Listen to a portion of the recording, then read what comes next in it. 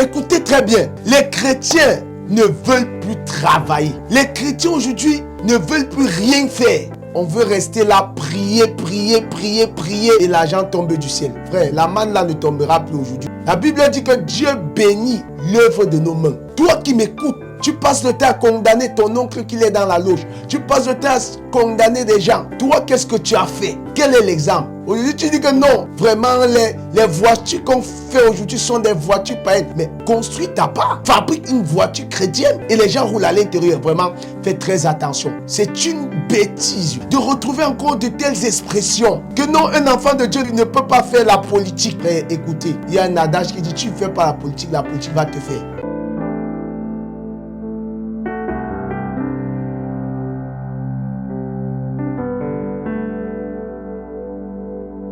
Shalom, c'est le prophète Armel Kenyé.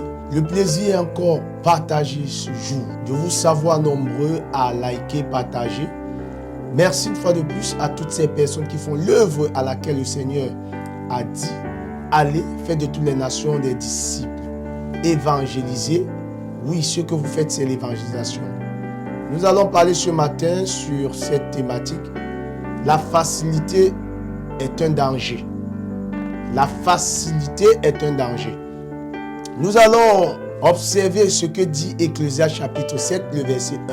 La Bible dit, une bonne réputation vaut mieux que du bon parfum.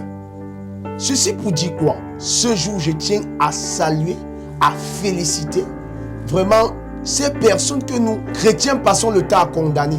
On dit non, païens, ces gars, on peut dire ce qu'on peut dire, que non, ils sont dans la secte, ils intègrent les loges. Frère, c'est le paresseux qui passe le temps à croire que celui qui est riche, c'est forcément compliqué. Non! Écoutez très bien, les chrétiens ne veulent plus travailler. Les chrétiens aujourd'hui ne veulent plus rien faire. On veut rester là, prier et l'argent tombe du ciel. Frère, la manne là ne tombera plus aujourd'hui comme ça. La Bible dit que Dieu bénit l'œuvre de nos mains. Toi qui m'écoutes, tu passes le temps à condamner ton oncle qui est dans la loge. Tu passes le temps à condamner des gens. Toi, qu'est-ce que tu as fait? Quel est l'exemple? Aujourd'hui, tu dis que non.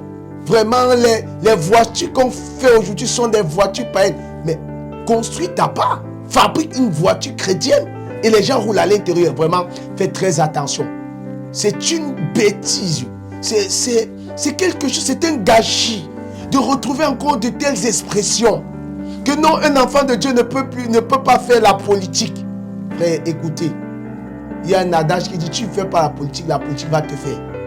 Est-ce que tu sais que le simple fait même d'être à l'église, les activités de l'église auxquelles tu coopères, c'est la politique?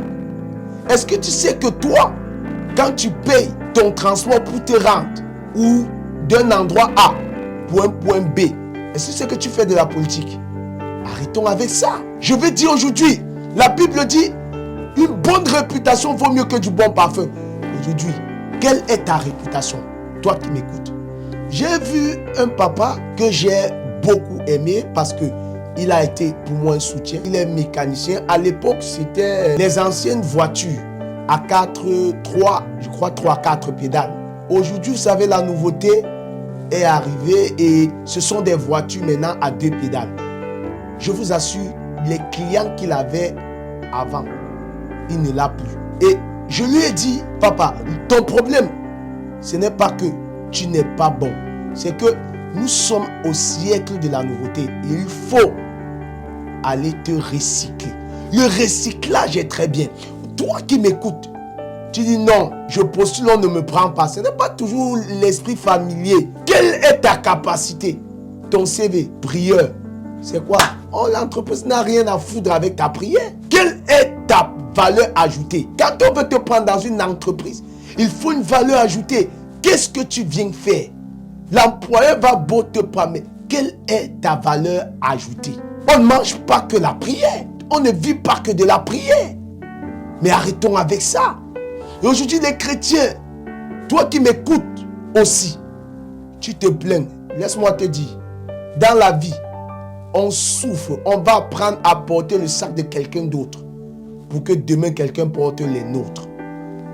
Tu te plains, je travaille là-bas. On ne me paye pas. Laisse-moi te dire, on ne te paye pas, mais tu gagnes en expérience. On ne te paye pas, mais tu gagnes en connaissance. Demain, dès que tu auras atteint le top, toi-même, tu pourras te lever et dire, chef, je sais ce que je vaux. Si vous n'augmentez pas mon salaire, je vais. Et le chef d'entreprise ne pourra pas faire le contraire. Pourquoi? Parce qu'il juge votre expérience. Il juge votre capacité. Mais toi, sous peu que tu rendes service à quelqu'un, tu attends l'argent. Jeunesse, réveillons-nous. Jeunesse, levez-vous. Comprenez une chose. La Bible dit une réputation. Moi, si quelqu'un met les milliards et met ma réputation, je préfère la réputation. Pourquoi? Parce que ma réputation va me donner le milliard. Alors que je peux avoir le milliard sans réputation, je perds. Vous savez combien de personnes ont commencé grandes affaires et aujourd'hui sont tombés, pas toujours le diable, mais ils avaient une très mauvaise réputation. Pourquoi? Vous voyez, regardez aujourd'hui, nos mamans, je n'ai rien contre eux. Les femmes qui font dans le commerce du béni haricot. Je vais juste te prendre dans la restauration. Vous allez voir, lorsqu'elles viennent d'ouvrir leur restaurant, elles sont très accueillantes. Elles savent parler aux clients. Elles font bien. 3 mois après, tu reprends le même repas. Ça n'a aucun goût. L'accueil n'y a plus. Pour des chrétiens, lorsqu'elles commencent, regardez le niveau de stupidité. Elles ouvrent un restaurant, elles mettent Jésus sauve.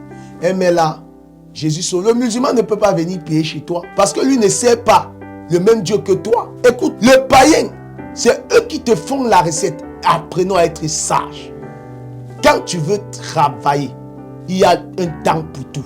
Tu ne peux pas ouvrir ton comptoir de commerce. Tu prends du temps à mettre que les messages chrétiens. Mais à un moment, arrête-toi. Tu peux faire un spot publicitaire. Pourquoi? Écoutez, des gens peuvent condamner ce dont je dis. C'est pourquoi vous allez voir.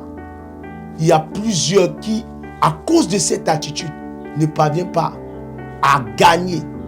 Il y a des gens qui ont perdu la réputation. Parce que dès qu'elles ont commencé une affaire, elles ont changé la manière de faire. Parce qu'il y avait déjà la clientèle. Ils ont dit non, je change cette façon. La Bible dit, une réputation vaut mieux que du bon parfum. Pas que le parfum, du bon parfum. Vous imaginez, quelqu'un qui met du bon parfum, quand il passe, on sait que voilà quelqu'un qui est passé. Comme pour dire, quand tu as la réputation, ton respect est là, l'argent vient seul. Les gens accourent vers toi. Tu es comme le miel que l'abeille suit. Je veux te dire aujourd'hui, voilà la raison pour laquelle tu es tombé en faillite. Apprends à apprendre des autres. Apprends à écouter des pères. Apprends à être humble. Va vers ceux qui ont réussi là où toi, tu veux réussir. Porte le sac. Humilie-toi, car l'humilité précède la gloire. Et tu verras, tout ira bien. Quitte la facilité. Ne pense pas qu'à force de jeûner, à force de prier, à force de faire ceci, tu deviendras riche. On ne devient pas riche par la prière. On devient riche en cherchant de ses propres mains. Soyez bénis. Moi, c'est le prophète Armel Kenyé. Si vous avez été bénis, publiez, partagez, likez. Certainement, il y a des personnes qui vont écouter ça quelque part dans le monde et qui passaient dans des situations désagréables à cause de cet obscurantisme. Que Dieu vous bénisse et que vous soyez éclairés. Retrouvons-nous au prochain épisode. Bye bye. Suivez les programmes du ministère du Salut en continu sur nos plateformes Facebook et YouTube. N'oubliez surtout pas de liker et partager.